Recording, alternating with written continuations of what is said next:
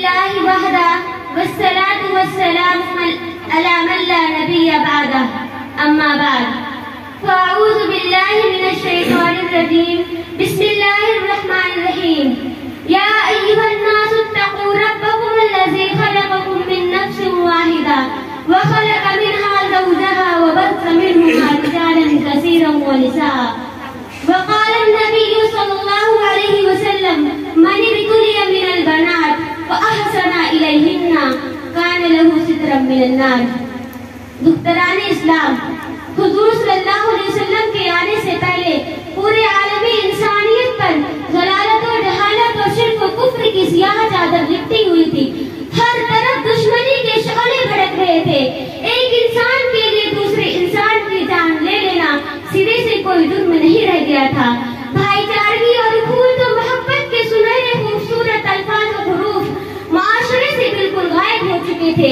گویا یوں کہا جائے کہ انسانی قلب فہی کالحجارۃ او اشد قسوہ کا مصداق بن چکا تھا.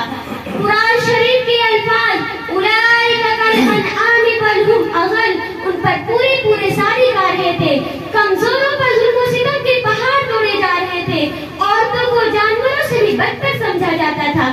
اگر کسی کے یہاں کوئی بچی پیدا ہو جاتی تو انہیں بتلایا جاتا کہ اللہ تبارک و تعالیٰ نے تمہیں بیٹی عطا فرمائی ہے تو ان کے چہرے پر نحوست و بدبختی کی سیاہی پھیل جاتی تھی. پورا گھر جہنم بن جاتا تھا. مارے شرم و حیا کے گھر سے باہر صرف اس لیے نہیں نکلتے تھے کہ لوگ کیا کہیں گے کہ لڑکی کا باپ بن گیا ہے. وہ اپنی اس خفت و شرمندگی کو چھپانے کے لیے اس وقت تک چین سے نہیں بیٹھتا تھا جب تک وہ اپنے بچے کو قتل نہ کر دیتا یا اسے زمین میں زندہ درگور نہ کر دیتا تھا. حضرات، انہیں اس فعل پر ذرہ برابر بھی شرمندگی محسوس نہیں ہوتی تھی، بلکہ اس کو فخر سے بیان کرتے کہ ہم نے اپنی بیٹی کو قتل کر دیا یا اسے زمین میں زندہ درگور کر دیا ہے. دختران اسلام، یہ معاملہ اور سلوک تو اہل عرب کے یہاں عورتوں اور بچوں کے ساتھ تھا، لیکن اس کے علاوہ دیگر مذاہب میں تو عورتوں کو ذلیل اور منحوس سمجھا جاتا تھا.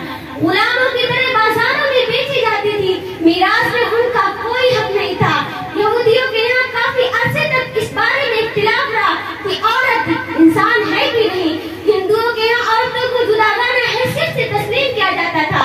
اگر شوہر مر جائے تو قابل فخر عورت وہی سمجھی جاتی تھی جو شوہر کی چتا پر جل کر مر جائے. غرض ہے کہ اسلام کا سورج طلوع ہونے سے پہلے دنیا کا کوئی ایسا ظلم و ستم کا پہاڑ نہیں تھا جو ان مظلوم عورتوں کے اوپر نہ توڑا گیا ہو. ان مظلوم عورتوں کے لیے، ان معصوم سی کلیوں کے لیے ہر نئی صبح ہلاکت و بربادی کا پیغام لاتی. ہر نئی شام ان کو خون کی آنسو لاتی تھی. گویا کہ خدا تعالیٰ کی یہ سرزمین اپنی تمام تر وسعت و کشادگی کے باوجود ان مظلوم عورتوں کے لیے، ان معصوم سی کلیوں کے لیے اور ان بے بس ہستیوں کے لیے تنگ ہو کر رہ گئی تھی.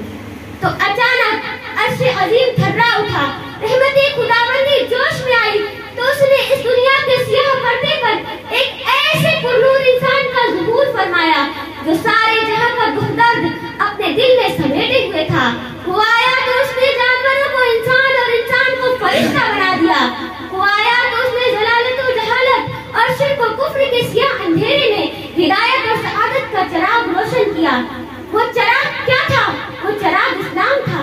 اسلام نے آتے ہی سرزمین پر قدم رکھتے ہی برسوں سے پریشان حال عورتوں کو وہ عروج دیا، وہ مقام دیا جسے دیکھ کر دوسری قومیں بھی اش اش کرنے لگی اور کہنے پر مجبور ہو گئی کہ آج تک نہ ایسا مذہب آیا ہے اور نہ قیامت تک کوئی ایسا مذہب آئے گا. دختران اسلام، عورت تحت الثری تھی، اسلام نے فوق الثریا کر دیا. عورت گرد راہ تھی، اسلام نے آنکھوں کا سرما بنایا. عورت پامال تھی، اسلام نے اسے باکمال کر دیا. عورت مردوں کے لیے کھلونا اور گڑیا تھی، اسلام نے اسے بہن بنا کر اس پر شفقت کے پھول نچھاور کر دیے. اے ہوا کی بیٹی اور میری بہن، ذرا دل کی آنکھوں سے دیکھنے کی کوشش کر. ذرا دیکھ اس دنیا والوں نے تیری کیسی ناقدری کی تھی، تجھے کیسا ذلیل اور نظر انداز کیا تھا. پھر تیرا اور میرا محبوب و لاڈلا نبی آیا، اس نے تجھے کیسا بلند مقام و مرتبہ عطا فرمایا کہ آج عزت کا دوسرا نام عورت بن گیا ہے. کیا اسلام کا تجھ پر بڑا احسان نہیں ہے؟ کیا پھر تو نے یہی فیصلہ کر رکھا ہے کہ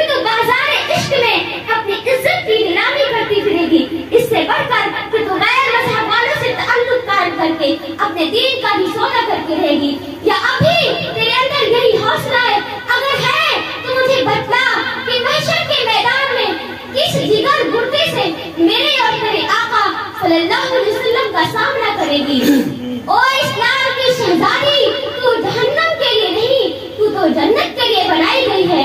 جنت میں لاکھوں رحمتیں نعمتیں تیری منتظر ہیں. خادم تیرے محل کے سامنے دست بستہ کھڑے ہیں کہ ہماری ملکہ آنے والی ہے.